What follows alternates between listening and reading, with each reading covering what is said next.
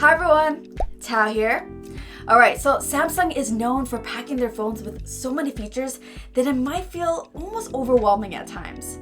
Although some features are borderline gimmicky, there are quite a few hidden gems. Today I want to go over 5 useful tips that I use almost all the time on my Samsung Galaxy Note 9. You know what's crazy? I've been using this thing since it launched as my primary work device, and till this day I'm still discovering new features. Anyways, enough of the chit chat, let's dive right in. The first tip has to do with the Bixby button. Whenever I single press the Bixby key, it automatically launches Google Voice Search.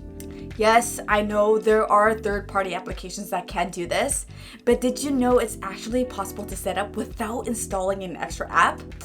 Don't worry, I got you. Let me show you how to set this up. Okay, so the first thing you want to do is launch Bixby. Tap on the 3 dots here and hit Quick Commands. Next, you want to tap the plus symbol to begin creating your own quick command. Now, under what you say to Bixby, you can write whatever you want, but I'll go with Google.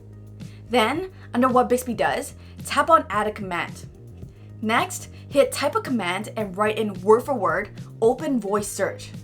Now you can hit Save. Go back to the Bixby main page, tap on the 3 dots again and select Settings. Under Bixby key, select double press to open Bixby. Turn on Use Single Press. Select Run Quick Command, then select the Google Quick Search command, and that's it. Now, when you press the Bixby key once, it should launch Google Assistant ready for a voice search. The next tip has to do with screenshots. Samsung has a neat feature that's only enabled when you take screenshots inside their own Samsung Internet browser. Take a look at the screenshot I took here. Right near the bottom, you'll see a Go to Website button. When you click it, it'll launch the browser and take you right back to that website where the screenshot was taken. While we're on the topic of screenshots, I might as well mention scrolling screenshots since I find it so useful. Once you take a screenshot, tap this icon right here, and the phone will automatically scroll downwards and extend the length of your screenshot. You can keep pressing the button until all the information you want has been snapped. A very handy feature I use all the time, both in and outside of work. One of the best features on any Android phone is split screen multitasking. Previously, we had the ability to long press the recents key to quickly launch the screen. In the latest version of Android, that was unfortunately removed. My next tip enables a gesture for launching split screen like so. To do this, you'll need One Hand Operation Plus, which is an app that was developed by Samsung. If you've never heard of the app before and wanted a deeper dive into everything the app can do, I'll link a video I did not too long ago. An update to One Hand Operation Plus recently enabled the split screen view action. Choose your gesture, select this action, and that's it. You now have a quick, easy way to enable split screen.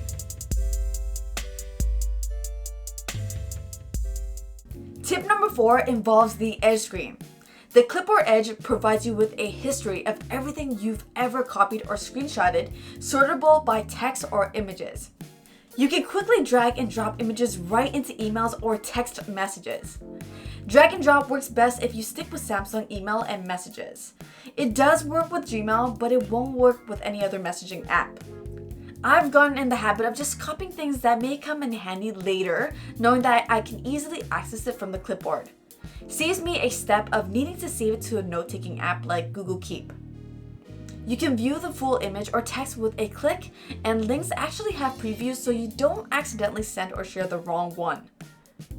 If there's information that you find yourself using all the time, you can also lock it so it doesn't get erased when you hit the delete all button.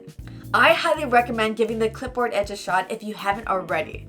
Editing long emails, messages, or text documents on a smartphone is definitely not a comfortable task, especially compared to a full-size keyboard and mouse. My final tip is a tool built into the Samsung keyboard that makes editing text a little more manageable. It's the text editing tool. If yours is invisible in the toolbar, just hit the 3 dots and drag it into place wherever you like. Tapping on the tool gives you extra cursor controls that can be helpful for those with large fingers, longer nails, or just aren't as nimble with their fingertips. You can quickly jump to the beginning or end of the document or select everything. Enabling the select tool and using the arrow keys allows you precision over the text you want highlighted. The cut, copy, and paste buttons are also conveniently placed on the right. Although not for everyone, if you know someone that is frustrated with smartphone text editing, maybe suggest they try this out. It's also available on Gboard, which is great. Alright, those are my 5 useful tips. Hopefully you discovered or learned something new and it helps you get more done on your Galaxy smartphone. Until the next one, I'm out of here. Bye!